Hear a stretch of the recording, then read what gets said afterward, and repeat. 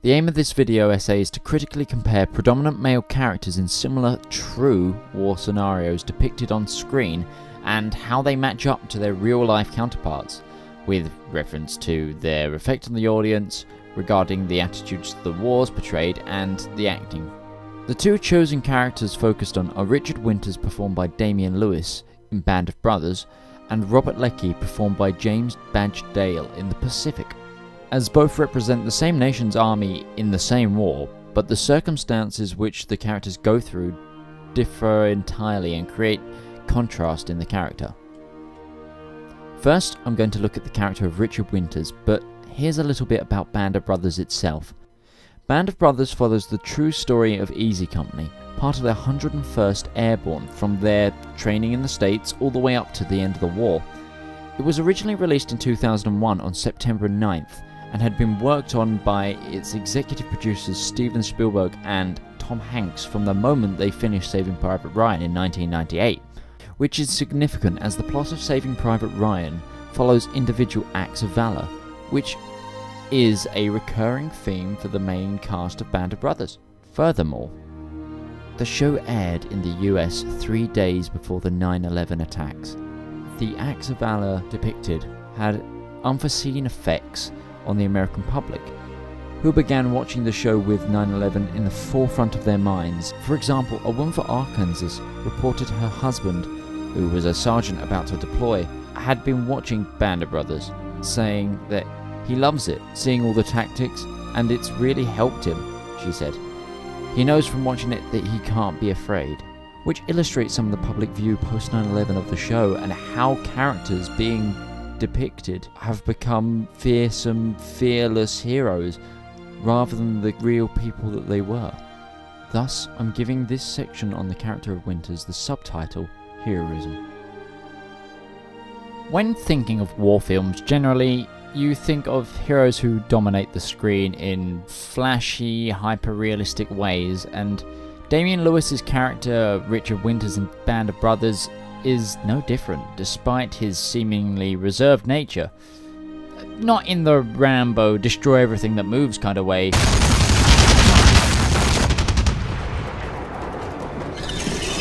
But the character was picked by the storytellers because of the real-life heroic actions undertaken by the real Dick Winters that share similarities with the archetypal hero bravado normally seen on screen.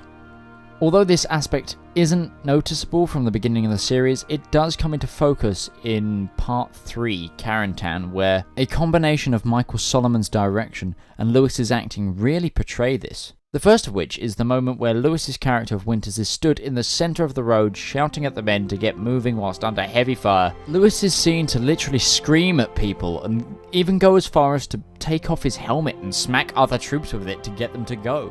This, even though it seems to have been glamorized by Hollywood here, with the hero standing in the way of the bullets of the world's best machine gun of the time not getting hit, is actually a realistic adaptation of the real events. As seen in Band of Brothers, Stephen Ambrose's book that the series is based out of, Winters recalled in interview that, quote, "I was possessed. Nobody had ever seen me like that. I will never forget the surprise and the fear on the faces looking up at me," which clearly Lewis took as inspiration for his acting choices in this scene, making the character of Winters the real Dick Winters, and at least match in this moment of contrast from the more passive Winters we'd seen in earlier episodes, which further matches what has been said so far in the book. Interestingly, the director, rather than choose to shoot Lewis in a straightforward shot, he uses worm's eye views from the soldiers or from behind trees at distance. This seems to be a nod to the other statements in Band of Brothers from soldiers describing how out of character this was for the real Dick Winters, and how it was such a sight to behold that the man of discipline that had been leading them and the man they trusted was just completely freaking out at them. And one soldier by the name of Stroll just said, "We moved as soon as he started shouting." It was that peculiar to them.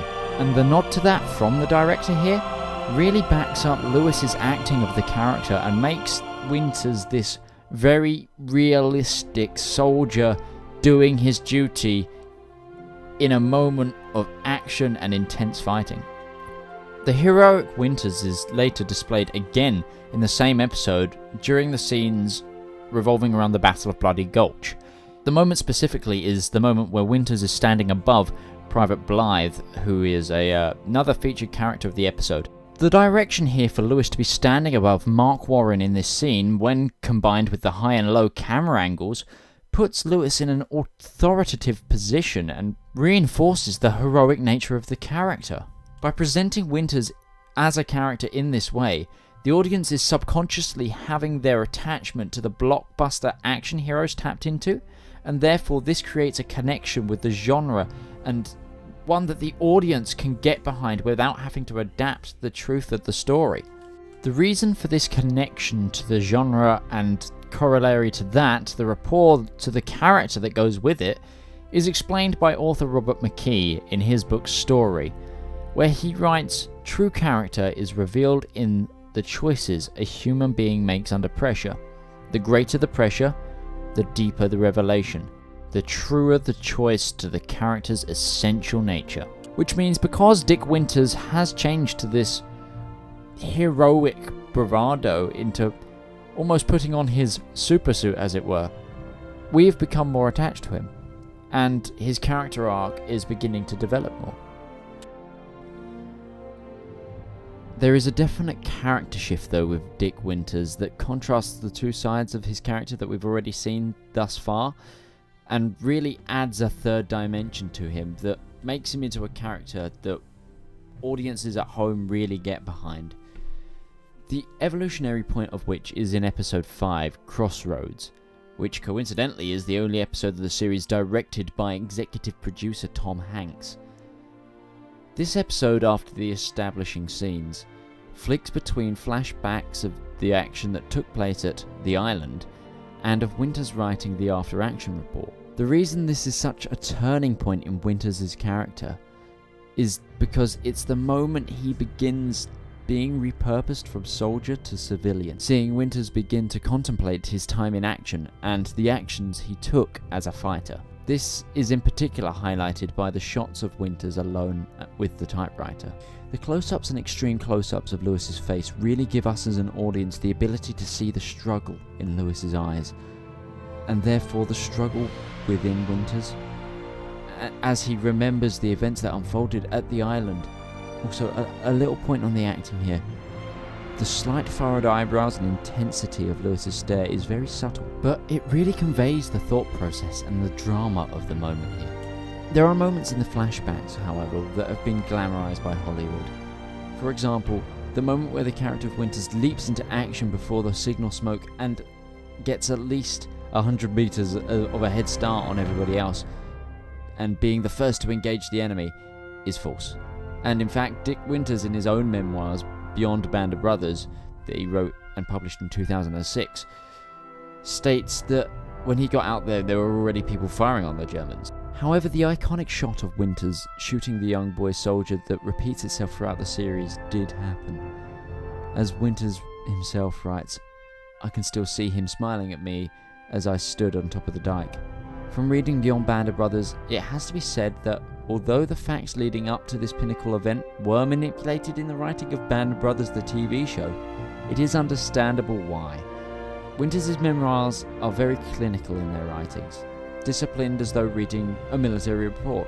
However, this one moment where he shot this German guard breaks from that, and Winters seems to rehumanize and become a civilian over a soldier again, which I've already mentioned is an underlying theme of the episode. Therefore, by conveying this in a scene in the show, it just brings that torn element of character of the real Winters to life. In fact, you could almost argue that it's quite poetic that the title of this episode is Crossroads, because not only is it a battle at some crossroads, but it's a crossroads for the character of Winters. Further fortifying the reasons for adapting reality, director of this episode and executive producer Tom Hanks is quoted to have said, "We've made history fit onto our screens. We had to condense down vast numbers of characters, fold people's experiences into 10 or 15 people, have people saying things that others said or did. We had people take off their helmets to identify them when they never would have done in combat. But I still think it's 3 or 4 times more accurate than other films like this, displaying to us how sometimes compromises need to be made for entertainment, showing that characters, although based on the real deal, are still in some elements going to be Hollywood caricatures. One of the reasons Winters change as a character, the same change that began in the previously spoken about episode, hits us so hard and touches us as an audience, doesn't really get unveiled until we have the entire miniseries in hindsight either, as it's only revealed in the final episode Points that's narrated by the character of Winters. He reveals that at the island, he was to shoot his last bullets of the war, despite going through some of the worst spouts of fighting in the European theatre, making the moment that he shot that guard even more important to our understanding of the hardships the real Winters went through, and a very important fact to include in terms of both the audience's perception of the character and in terms of keeping him true to life to the real Winters. However, in my research for this essay, I did come across a small moment that makes the characterized Winters a more humble man, but both less realistic and less sentimental, which, as a result, makes his character arc flawed. There is a moment in the same episode Points where Winters is dealing with the surrender of a colonel, which in real life was a major, where the German officer offers Winters his sidearm, as was custom in the German army. In the show, Winters declines the officer's sidearm and allows him to keep it, which does humble the characterized Winters and have a kind of "aw, that was sweet of him" feel to it. But I found this interview with the real Richard Winters. I was assigned this major, and when he walked in, he presented me this pistol and offered his personal surrender, which naturally I accepted gratefully. So that would be the end of the war for his men, and this is basically the end of the war for my men. And the significance is that it wasn't until later, when he had given me this pistol and I had a chance to look at it carefully, that I realized this pistol had never been fired. There was no blood on it. That's the way all wars should end, with an agreement with no blood on it. Here, he is talking about the sidearm, and that moment, and how it had a much deeper emotional impact for him, that, if included in the show, would not have only made the character closer to the real Winters, but made the character complete. What I mean by this is the end of the miniseries in terms of the dramatization ends the same way the book Band of Brothers does, listing how the rest of Easy Company got on in later life. So naturally, when it comes to Winters' turn, all it says is that he joined his friend Nixon at his family's business. Now, had Lewis taken the pistol and then, at this point, the show mentioned how the gun was never fired, and what it actually meant to the real Winters, and thus the character Winters, it would have made his disdain for war all the more prevalent and highlighted how the character of Winters really did not feel like a hero for everything he'd gone through, breaking this depiction of Winters away from the on-screen stereotyped hero we saw at the beginning, and that the character keeps jumping in and out of, and instead making him more human, completing his character arc in a neater and more thought-provoking way, and get the audience to think about their own possible faulty understandings of war and truly nail home the hardship. This idea of hardship and debunking war as a glorious thing is brought to a head with our second character of this comparison, Robert Leckie, as his character, although starts very much with the same outlook of the war as Winters in Band of Brothers, his character is a lot more cynical with his outlook, which is why cynicism is my subtitle for this section. If you follow a similar school of thought, the cynical outlook on the war the Pacific highlights can be linked to the time frame it was released. Being released in 2010, the series was marketed towards an America that had a lackluster view of war, with the Iraq War conflict trudging into its 7th year and the Afghanistan going into its 9th as part of the War on Terror. The public opinion had shifted from supporting a conflict to wanting to remove itself from a conflict. Thus, a character being cynical towards war and its glory is not unexpected. However, the Pacific does change things about the real Leckie to do this. There is an astonishingly brutal scene in part 1 in which completely changes Leckie's character from what he is at the beginning of the episode. At first we see Robert Leckie stateside at Christmas, exiting his Catholic church where he bumps into a neighbour, telling her he signed up because he wanted to do his bit. Which is almost verbatim of how the real Leckie describes his desire to join the war effort in his book, for which this portion of the series is based off, Helmet for My Pillow, where he says he wanted to join up ever since the attack on Pearl Harbor. This level of optimism, however, continues throughout the book, even past the moment in question in the miniseries that really changes his character. The specific moment in the miniseries I'm talking about is the Battle of Turanu scene, where Leckie and his other gunner Chuckler aid in the slaughter of an estimated 900 Japanese attackers. And the real Leckie could only at the time complain about how his friend got a promotion for the fight and he did not.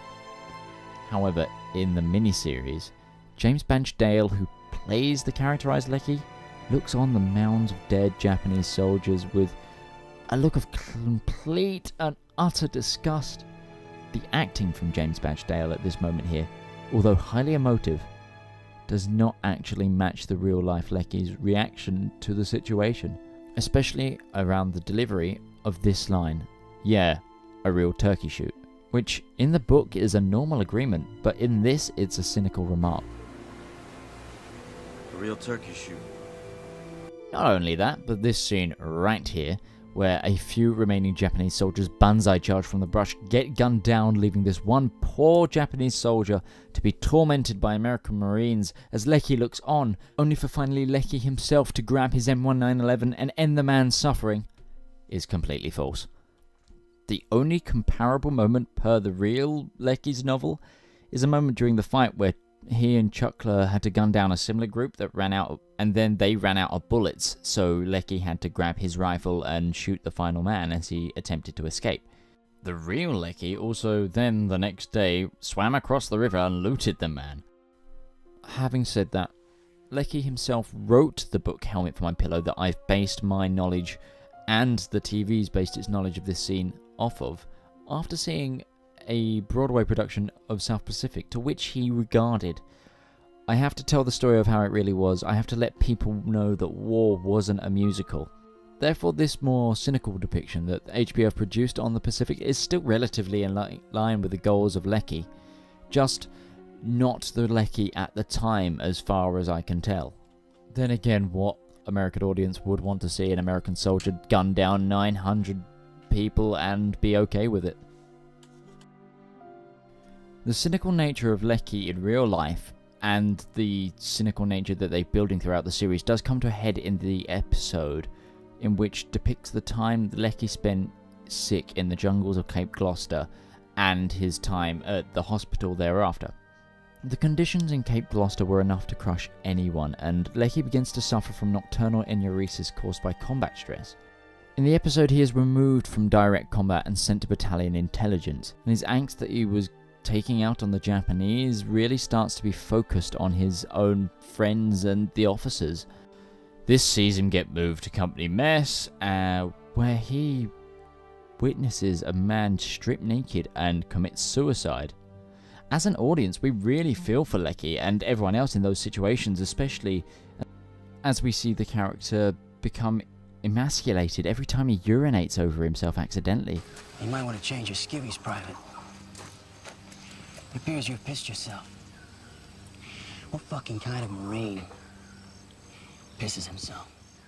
But a lot of it's been blown out of proportion as far as I can tell from Leckie's novel, about how the situations actually and physically went down. For example, the diagnosis of his enuresis, instead of him having to suffer with it for a long time, he is sent to the hospital almost immediately, with no Chuckler finding him depressed in his bed because he's urinated himself over again, which is kind of a beautiful scene, but completely false.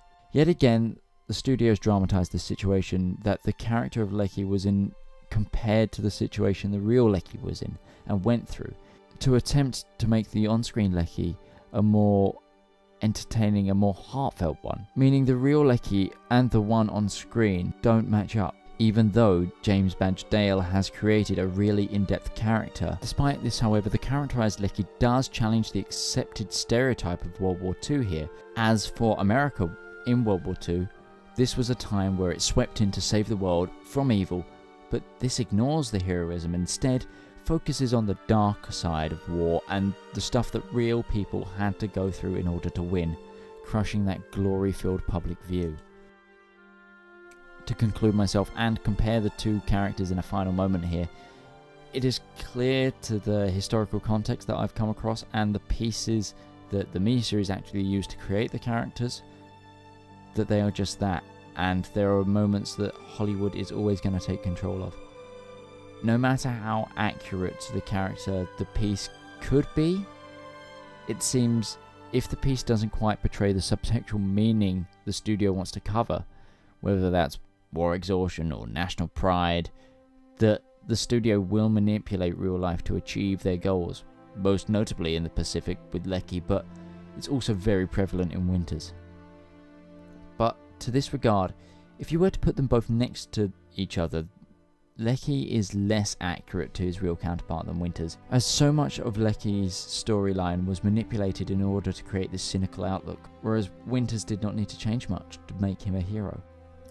Despite these changes, however, audience reception for both miniseries was very good, with high ratings upon release, and it was also received critically very well, with both receiving several awards and nominations across the production boards. Furthermore, both miniseries managed to create highly accurate depictions of war, with strong predominant males that felt real, even if their true history was slightly skewed or completely blown out of proportion, which most filmic schools of thought would deem as acceptable in order to portray such naturalistic outcomes.